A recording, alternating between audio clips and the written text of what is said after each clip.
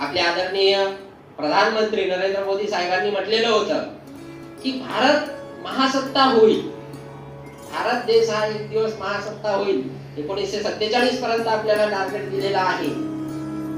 तर या स्टेटमेंटला काय आधार आहे?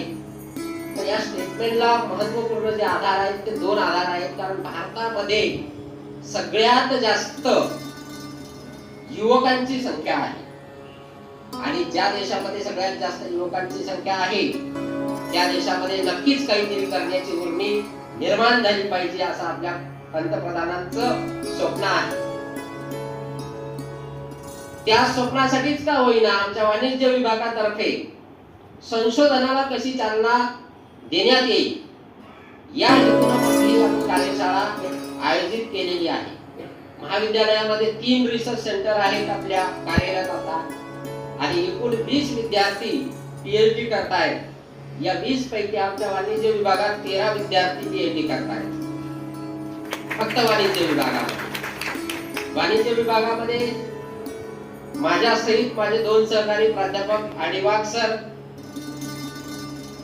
हे आणि प्राध्यापक डॉक्टर अमेलवार सर हे सुद्धा, आम्ही तिघं सुद्धा अभिमानाने सांगावं वाटतं की रिसर्च गाईड आहोत.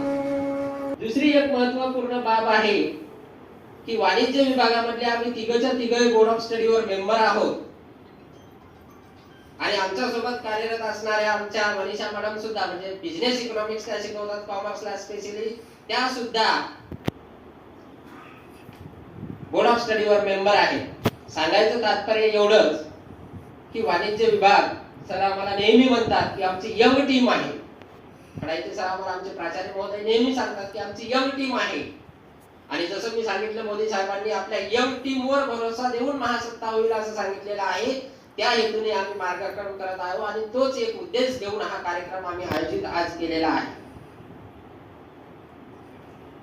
भारतामधून जो रिसोर्सेस बाहेर पडतात, भारत हा असा एकमेव देश आहे, भारत हा असा एकमेव देश आहे ज्या देशामधून जगातल्या प्रत्येक देशामध्ये ह्युमन रिसोर्स पाठवल्या जातात.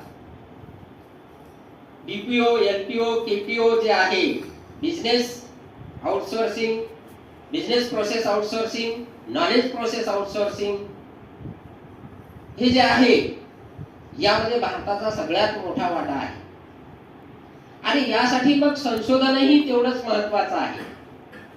मी नेहमी सांगत असतो की जग फक्त 2 गोष्टीवर चालते किंवा ऑपरेट होते. जगाला ऑपरेट करण्यासाठी 2च गोष्टी महत्त्वाच्या असतात.